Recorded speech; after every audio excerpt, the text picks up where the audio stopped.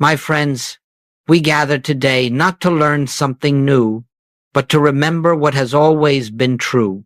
For centuries, mankind has lived under a gentle but persistent illusion, an illusion that has shaped our prayers, our fears, and our deepest desires. We have believed that God is with us. We have believed that somewhere, somehow, just beyond the reach of our fingertips, there is a presence moving toward us, guiding us, helping us, if only we can attract it, if only we can please it, if only we can call it into our circumstances. But let us pause and look within for a moment. When you say, God is with me, who is the me that God must come to?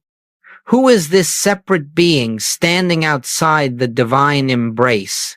The moment you say, God is with me, you have already accepted a duality that does not exist in spiritual reality. You have placed God on one side and yourself on the other, and you have begun the long, weary journey of trying to unite what was never separate. This, my friends, has been the central misunderstanding of the spiritual life. We have imagined a God who travels, a presence that comes and goes, a love that responds to our cries only when we have prayed hard enough or lived well enough. And because we believe this, we live in fear. We live in self-doubt. We live in a constant state of trying to get what is already ours. Let us begin right here at the opening of this work together with a truth that can dissolve a lifetime of seeking. God is not merely with you. God is being you. The very life that beats your heart, the intelligence that animates your mind, the love that longs to express through you, that is the presence you have been calling God. It has never been outside you. It has never been distant. It has never been separate. You see, the spiritual journey is not the attempt to bring God closer. It is the quiet recognition that God could never be absent. The kingdom you have searched for in the heavens, in the scriptures, in the rituals of religion, is the kingdom that Jesus said is within you, not as a poetic idea, not as a hopeful metaphor, but as the literal truth of your being. And so, as we begin today, let us set aside the old belief that God must come to us, or that we must reach out to God. Let us rest in a deeper reality. The presence you seek is the very consciousness by which you are aware in this moment. It does not move toward you. It expresses as you. We are not here to invite God into our lives. We are here to awaken to the life that has never been anything but God. Let us go deeper now. If we are to understand the nature of this presence that lives us, we must return to the simplest of all spiritual statements, a teaching so clear that only the human mind could have complicated it. When Jesus said, "The kingdom of God is within you," he was not offering poetry. He was not speaking symbolically. He was revealing the central fact of spiritual life, that the fullness of God, the wholeness of God, the infinitude of God, is not a distant realm to be reached after death or earned through righteousness. It is the very essence of your being in this moment. The kingdom is not something you travel toward. It is not something you acquire. It is not something that descends upon you when your prayers are perfect enough. The kingdom is the divine consciousness expressing as the life you call I. And because this kingdom is within you, every attempt to seek God outside yourself must fail. You cannot find what you already are. You cannot import the presence that is already shining at the core of your being. This is why so many seekers wander endlessly. They read more books, attend more meetings, recite more prayers, all in the hope that God will draw near. Yet Jesus says, look within, look where you have never thought to look. Look beneath the thoughts, beneath the emotions, beneath the sense of a personal, separate self. and there you will find the kingdom that has never left you. You see, the world has reversed the teaching of the Master. We have made the kingdom a future reward, a distant heaven, a spiritual landscape somewhere beyond the clouds. But the Master placed it exactly where it had always been within you. And when he said, "The Father and I are one," he was not describing a relationship unique to himself. He was revealing the universal truth of being. The divine nature is the root of every life. This kingdom is not something you enter. It is something you awaken to. It is not something God establishes later. It is what God has established now. Your task is not to climb toward it. Your task is to remove the veil of separation in your own consciousness. And what is that veil? It is the belief that you are a human being trying to reach a divine presence. It is the belief that God is somewhere else. The moment this belief is released, even for a single breath, you begin to sense the stillness, the peace, the completeness of a presence that has never been absent. The kingdom within does not shout. It does not force itself into your awareness. It is a gentle unfolding, a quiet recognition that the life you have called me is in truth the life of God expressing in individual form. When you truly understand this, you will stop searching outside. You will stop begging for what is already within, and you will begin to live from the consciousness that Jesus intended, not as a seeker of God, but as an expression of God. As we move forward, let us look more deeply at this great transition. Every sincere seeker must eventually make the shift from duality to oneness. It is not an intellectual shift. It is not the acceptance of a doctrine. It is a profound change in consciousness, a spiritual awakening in which you see clearly that there is not God and you. There is only God appearing as you. Duality is the oldest illusion known to mankind. It is the belief that there are two powers, two beings, two existences, one divine, one human, one perfect, one flawed, one infinite, one limited. And all suffering, every conflict, every fear in your life arises from this belief in oneness. The moment you think you stand apart from the presence, you begin to doubt, to struggle, to defend, to seek. You begin to live as a creature separate from its source. But this separation exists nowhere except in human belief. It has no spiritual reality. It has no divine sanction. It is no more real than a shadow mistaken for substance.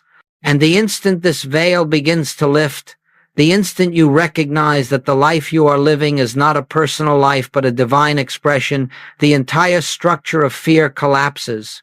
Let me say this plainly so that you do not miss it. God is not accompanying your life. God is the life you are living. You are not a mortal being borrowing breath from infinity. You are not a fragile personality hoping for divine support. The very breath you breathe is the movement of God. The very intelligence that thinks is an activity of the divine mind. The love you feel, the intuition that guides you, the compassion that arises in you, these are not human virtues. They are the nature of God expressing as individual consciousness. When you look at a wave in the ocean, you do not say, "Here is the wave, and somewhere else is the ocean." No, the wave is the ocean in expression. Its form may rise and fall, its shape may shift, but its essence is the same infinite substance, and so it is with you. The form you call my life, my personality, my story is simply the divine. Life taking individual expression. Your essence has never been separate from its source. The human sense of self, the one who fears, who doubts, who seeks approval, who struggles, is not the real you. It is a temporary mask formed by the belief that you are a separated being. And as long as you live as that mask, you will experience the limitations of that belief. But the moment you begin to identify not with the mask, but with the life behind it, every limitation begins to dissolve. This shift from duality to oneness is not achieved through effort. You cannot force it. You cannot will it. You cannot study your way into it. It comes through recognition. It comes through the quiet inner knowing that what you have called I all your life is in truth God appearing as you. And when this recognition dawns even faintly, you will discover that fear has no foundation. You will discover that lack has no cause. You will discover that illness cannot touch the truth of your being. For all of these belong to the belief in separation, and once oneness is glimpsed, the power of separation begins to fade. My friends, this is the turning point of the spiritual path. Everything you have sought outside yourself begins to reveal itself within. Everything you feared begins to lose its voice, and everything you hoped God would do for you begins to unfold naturally as the activity of the divine presence that is your life. You do not become one with God. You awaken to the truth that you have never been anything else. Let us continue, and let us approach a point that may seem subtle, but upon which the entire spiritual life rests. For many sincere seekers, the phrase "God is with me" has been a source of comfort. It has carried them through hardship. It has soothed their anxieties and strengthened their hope. But I must tell you gently, yet truthfully, that this statement is still rooted in the very belief that keeps you from realizing the fullness of your spiritual identity. To say God is with me is to affirm a presence that moves in and out of your experience. It assumes a proximity that can grow stronger or weaker depending on your behavior. It suggests a God who responds to your prayers, who comes when you call, who arrives when you are worthy and stays away when you are not.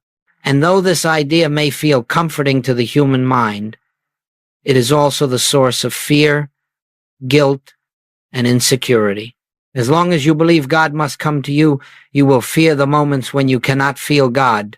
You will interpret every difficulty as distance from the divine.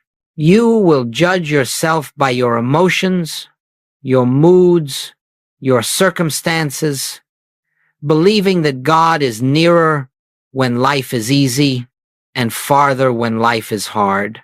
And when prayer seems unanswered, you will assume failure not in the prayer, but in yourself. This is the tragedy of God is with me consciousness.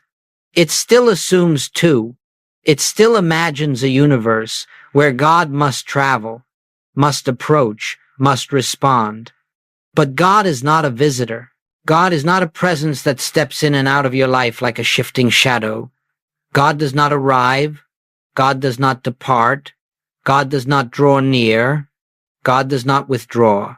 These movements exist only in human belief, never in spiritual reality. The divine presence is not with you, it is you. It is the life you call I. It is the mind by which you think, the love by which you feel, the being by which you exist. And when you settle into this truth, even for a moment, fear begins to vanish. For how can you fear losing what you cannot be separate from? How can you worry about God's absence when God is the very essence of your being? How can you plead for help from a presence that is the inner light of your own consciousness? You see, the danger in the phrase "God is with me" is not that it is false, it is incomplete. It is the first step of awakening. But it cannot be your home. If you linger there, you will forever walk the path of the beggar, the seeker, the one who hopes God will hear, will come, will act. But the moment you awaken to oneness, you discover that God is not your helper, God is your identity. This does not make you God, for the ego cannot contain the infinite, but it reveals that the infinite is expressing itself as you, through you, in you, and as the very substance of your being. Once this dawns, the whole structure of petitionary prayer collapses. There is no longer a God to convince, no longer a presence to summon, no longer a blessing to chase. There is only recognition of what already is. To mature spiritually is to move from seeking God's nearness to realizing God's nature. It is to exchange the insecurity of duality for the peace of oneness. And this shift transforms everything because it removes the central illusion that has kept you living as a separate creature trying to reach the divine. My friends, if you hear nothing else today, hear this. You cannot lose God. You cannot lack God.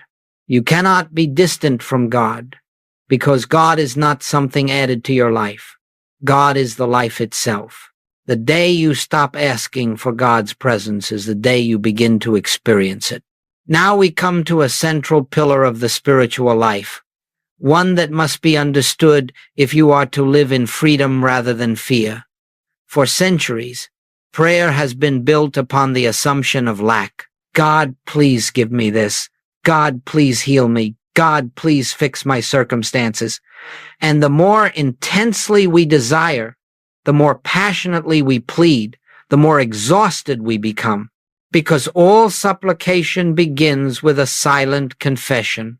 I do not have what I need, but the spiritual life, the life that Jesus revealed, the life that the mystics have lived, the life the infinite way invites you into is not founded on lack.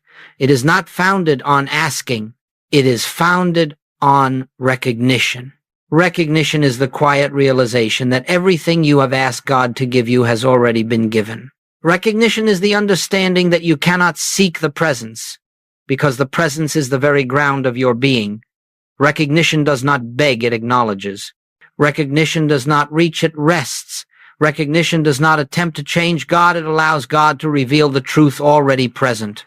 You see, all supplicating prayer assumes a God outside yourself who must be persuaded.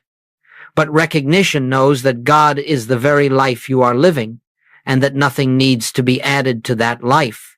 What is needed is not divine intervention, but spiritual awareness. This is why Jesus said, "Your Father knows what you need before you ask." How could this be true unless the divine presence already fills every space of your consciousness? And if that presence is already complete, already perfect, already fully expressing its wholeness, then what prayer could you possibly offer that would improve upon what God already is? And so, the prayer of recognition is simple. It begins with stillness. It begins with the willingness to stop trying to achieve what is already true. It begins with a pause, a breath, a moment of surrender in which the mind ceases its frantic activity and yields to the deeper knowing within. In that moment, you do not say, "God, please be here." You rest in the awareness. God is the very presence of this moment. You do not say, "God, please heal me." You rest in the awareness. The life functioning in me is already whole. You do not say, "God, please guide me." You rest in the awareness. Divine intelligence is the mind by which I think. Recognition is not a technique. It is not a ritual. It is the natural state of consciousness once separation has dissolved. And every time you return to recognition, even for a few seconds, you are stepping into the kingdom. You are dropping the illusion that you stand outside your own source. Understand this. Supplication reinforces the belief in a limited, needy self. Recognition reveals the truth of the self that has never needed anything, because it has never been separate from its own infinite supply. Let me offer a simple way to begin. Several times during the day, stop for just a few breaths and allow this inner truth to arise. The presence I seek is the presence I already am. You need not say it loudly. You need not say it perfectly. You need not feel anything at all. Simply acknowledge, simply recognize, simply rest. And you will find that as recognition becomes your way of life, fear begins to lose its authority, anxiety loses its grip, confusion softens, and the subtle but unmistakable guidance of the divine presence begins to reveal itself in your thoughts, your actions, and the unfolding of your day. My friends, you have spent many years asking. Now begin to discover the joy of recognizing. Let us now consider what happens practically, tangibly, unmistakably, when the consciousness of God shifts from being something outside you to the recognition of God as your very life. For this is not theory. This is not philosophy. This is not the memorizing of spiritual ideas. The moment you stop living as a separate creature and begin to rest in the truth of divine identity, everything in your life begins to take on a different tone, a different rhythm, a different quality of unfolding. The first transformation you will notice is this. Fear begins to dissolve. Fear can survive only where separation is believed. Fear requires a me who must face life alone, who must protect, defend, and control. But when you recognize that the life-living you is the same infinite presence that has formed galaxies and guides the stars, fear loses its foundation. You discover that you are not navigating life by yourself. Life is guiding you from within. The second transformation is clarity, where once decisions were made through analysis, through worry, through trying to calculate outcomes, now decisions arise from a calm inner knowing. You begin to live intuitively, not impulsively, but from the quiet assurance that the divine intelligence that formed your being continues to govern your experience. Ideas come when they are needed. Guidance appears without strain. You do not reach for answers, they reveal themselves. The third transformation is peace even when nothing has changed externally. The moment you recognize God as the life you are living, you cease trying to fix the world around you. You cease believing that your peace depends upon circumstances. You discover that peace is the nature of the divine presence itself, and that presence is the ground of your being. This inner stillness becomes your home, your refuge, your atmosphere, even when the world storms around you. The fourth transformation is found in relationships. When you no longer see yourself as a separate human personality, you stop demanding, expecting, or fearing the behavior of others. You realize that everyone around you is also the expression of God, though many do not yet know it, and this recognition softens your gaze. You begin to behold the divine behind the human mask. Conflict loses its bite. Judgment loses its power. Compassion rises naturally, not as an emotional effort, but as the very nature of the presence expressing itself as you. The fifth transformation is supply. When you no longer see yourself as a limited human being trying to acquire good, but as the expression of the infinite source itself, lack loses its meaning. You stop living from desperation and begin living from completeness. This does not mean money falls from the sky. It means that the consciousness of wholeness draws into your experience the forms that match it. Opportunities, ideas, relationships, provision. The law of consciousness is simple. What you recognize within becomes the pattern of life without. Let me offer a gentle story, not as proof, but as illustration. A woman who spent years praying desperately for financial help finally encountered the teaching of inner recognition. Instead of begging God for supply, she began each day resting in the awareness, the source of all life flows as my life now. She did this without expectation, without trying to influence events. Weeks passed. The fear of lack began to quiet. Her decisions became clearer. She stopped chasing solutions and began acting from peace. And gradually, Almost without noticing when it happened, her outer circumstances shifted. A new opportunity came.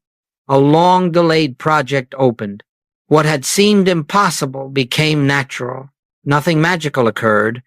Consciousness changed. An experience followed, as it always must.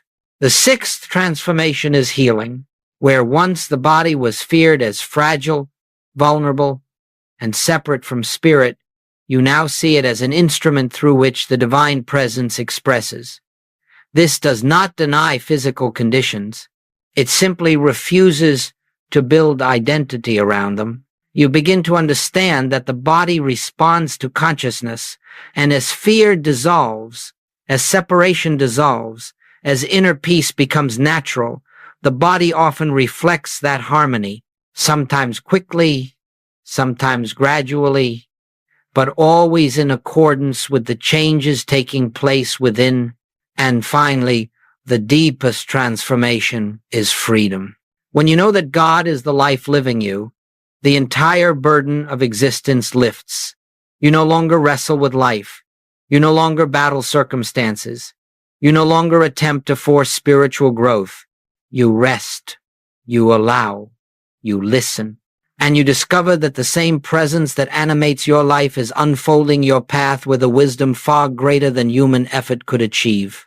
My friends, life does not transform because God intervenes. Life transforms because your consciousness awakens. Now, let us turn to the heart of spiritual practice, not the outer rituals, not the spoken prayers, not the mental affirmations, but the interior stillness where the presence reveals itself. For if the kingdom of God is within you, then you must learn how to enter that inner sanctuary, not through effort, not through imagination, but through the simple grace of becoming still. The great mistake of spiritual practice is the belief that it must be active. You have been taught to speak to God, to call upon God, to plead with God, to chant, to visualize, to fill the mind with holy thoughts. But the mind that tries to reach God is the very thing that obscures God, and the noise of human thinking is the veil that hides the silence in which the divine presence is known. Therefore, the highest spiritual practice is not doing, it is undoing. It is the quiet release of mental effort. It is the cessation of trying. It is the surrender of the belief that you must achieve something, feel something, or create spiritual experience. True meditation is not an act of reaching for God. It is the stillness in which you discover that God has already been here all along. Let me say this plainly. The presence is not found through words. The presence is not found through thought. The presence is found in the absence of both. When you sit quietly, not to get something, not to change something, not to force a feeling, but simply to be, you begin to feel a subtle shift. The mind softens. The body relaxes. The breath finds its natural rhythm. And in that stillness, you become aware of a quiet, living presence at the core of your being. It is not felt through sensation. It is not heard through sound. It is known through a deep, wordless awareness. This is the secret of meditation as taught to those who truly sought illumination. Be still and let God reveal God. And you do not need an hour. You do not need a sacred space. You do not need a perfect mind. You need only the willingness to stop just for a moment and to rest in the truth that the life within you is divine. Let me guide you into a simple practice, not as a technique, but as a doorway. Wherever you are, perhaps as you listen now, allow yourself to pause. No effort, no striving, no attempt to reach out. Simply let the next breath be natural. And now, in this quietness, recognize not with a mind, not with words, but with inner awareness. God is the very presence of this moment. Do not try to feel God. Do not try to experience something mystical. Simply recognize and rest. This is the beginning of silent union. This is the entrance into the kingdom. And when practiced consistently, 3 seconds here, 5 seconds there, a minute during moments of stillness, this inner silence begins to weave itself into your entire day. It becomes your atmosphere. It becomes the ground upon which your thoughts and actions unfold. You will discover that the less you try, the more you become aware of the divine presence. The quieter you become, the more guidance arises. The more deeply you rest, the more easily life flows. For silence is not empty. Silence is filled with the divine activity that human effort cannot produce. Let me share something essential. You do not meditate to bring God into your life. You meditate to become aware of the God who has never left. This practice of silent union is not escape from the world, it is entry into reality. It does not remove you from your responsibilities, it empowers you to meet them with clarity and peace. It is not something you do in addition to life. It becomes the very foundation of life. And as you return to this silence throughout your day, between tasks, in moments of uncertainty, before speaking, before acting, you will find that solutions arise without effort, opportunities appear without strain, and peace remains even amid challenges. Why? Because you are no longer living from a human sense of self. You are living from the presence within. This is the true meditation. This is the doorway to the kingdom. This is the practice that dissolves the illusion of separation and reveals the oneness that has always been the truth of your being. Now that we have entered the silence together, let us speak of what comes next, not merely the recognition of God within, but the living of that truth in daily experience. For spiritual awareness is not confined to the quiet moments. It is meant to be carried into every action, every conversation, every circumstance of life. The purpose of realization is not to retreat from the world, but to illuminate it from within. The question is not, how do I act more spiritual? The question is, how do I allow the divine presence to express itself as my life? This is the essence of oneness, not that you adorn yourself with spiritual words or practices, but that you stop living as a separate self and begin to yield to the deeper life that seeks to express through you. You do not become divine. You permit the divine nature already within to shine unobstructed. When you live as the expression of God, something beautiful happens. Your actions lose their strain. Your efforts lose their desperation. Your decisions lose their confusion. For you are no longer acting from personal will. You are flowing from the inner presence. Consider this. The branch does not struggle to bear fruit. It does not demand strength, nor plead for nourishment, nor worry about the seasons. It simply abides in the vine, and the life of the vine expresses as the fruit. So too, when you abide in the inner presence, when you recognize yourself as the expression of the divine, your life begins to bear its natural fruit without effort. Let us explore how this unfolds in daily living. In your work, you stop asking, "What should I do?" and begin listening inwardly. What would love express here? What would intelligence reveal here? What is the next effortless step? Actions arise without anxiety because they do not come from the limited human mind. In your relationships, you cease projecting your fears, expectations, and insecurities onto others. Instead, you behold the truth that each person before you is also a vessel of the same divine presence. Even when their behavior seems unkind or confused, you recognize that the Christ within them remains untouched. This recognition shifts interactions in ways that force can never achieve. In moments of challenge, you stop asking, "Why is this happening to me?" and begin resting in the truth. This circumstance cannot alter my spiritual identity. God is the life I am. Nothing can oppose the nature of God expressing itself. And from this awareness, wisdom unfolds. Solutions appear. Strength arises. In moments of success, you no longer cling to achievements as personal accomplishments, nor fear their loss. You understand that success is simply one form through which the divine presence has chosen to express temporarily. You do not grasp it. You do not exult in it. You receive it with gratitude and release it with grace. In moments of failure, you do not collapse into guilt or self-condemnation. You recognize that failure belongs only to the human sense of self, not to the divine identity. And so failure does not define you. It becomes a passing appearance that cannot touch the truth of your being. Living as the expression of God is not a lofty ideal. It is the simplest way of life. It means you cease trying to be something holy, wise, good, successful, and instead recognize that everything God is already seeks expression through you. You do not have to force compassion. Compassion flows naturally when you stop defending yourself. You do not have to force patience.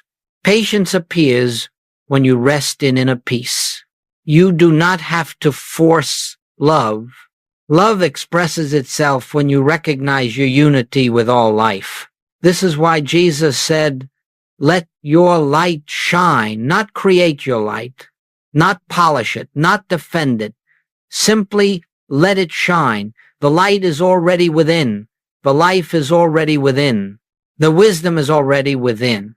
The kingdom is already within. Your task is not to make these things happen. Your task is to remove the false identity that has hidden them. And so, spiritual living becomes effortless, not passive, but surrendered. Not inactive, but receptive. Not self-centered, but God-centered. When you truly recognize your oneness with the divine, you discover that life is not something you must manage. Life is something you must allow. And now, as we bring this period of inner contemplation to a close, let us return to the very first truth with which we began, because all spiritual realization, no matter how deep, always circles back to the same simplicity. God is not merely with you. God is being you. Everything we have explored today, oneness, silent union, inner guidance, effortless living, flows from this one foundational realization. You have not been walking toward God. You have not been growing closer to God. You have not been trying to reach a presence outside yourself. You have been awakening to the presence that has never been absent. Let your heart rest in this. There is no separation to overcome. There is no distance to bridge. There is no journey to complete. The divine life is the very essence of your being. The kingdom is not reached by effort. It is revealed by recognition. And recognition is not a dramatic revelation. It is not an emotional experience. It is not a spiritual fireworks display. It is a quiet, gentle knowing that arises in the stillness of your own consciousness. I and the Father are one, not two, not near, one. Whenever fear arises, you return to recognition. Whenever anxiety stirs, you return to recognition. Whenever the mind insists on separation, you return to recognition, not through force, not through effort, not through repeated words, but through the quiet awareness that the life you are living is divine in origin, divine in nature, and divine in expression. Let this be your practice going forward. Before each activity, pause for just a moment, not to ask God to come, not to seek help from a distant heaven, but to acknowledge God is the presence of this moment. When facing a challenge, pause and recognize, my life is not separate from the infinite. When feeling uncertain, pause and know, the mind by which I think is God in expression. When feeling unworthy, pause and remember, Nothing I have done, nothing I have feared, nothing I have believed has ever changed my spiritual identity. And when you forget, as all of us do, simply return again. There is no condemnation in forgetting. There is no failure in drifting. There is no judgment for falling back into human patterns. The spiritual life is not a path of perfection, it is a path of awakening. Each time you remember, the veil thins. Each time you recognize, the light grows stronger. Each time you rest in the presence, the illusion of separation weakens, and eventually, gradually, naturally, the truth becomes your home, your atmosphere, your way of living. You no longer try to remember God. You no longer struggle to find God. You simply know, and from that knowing, everything in your life begins to unfold with the effortless grace of the divine presence expressing itself through you. So let us end where all true spirituality begins, with quiet recognition. Wherever you are, in this very moment, simply rest in this truth. The kingdom of God is within me now. The presence of God is the life I am, and always have been, one with the infinite. My friends, may this recognition accompany you gently into the next breath, the next step, the next conversation, and the next unfolding of your life, not as a technique, not as a belief, but as the living truth of your being.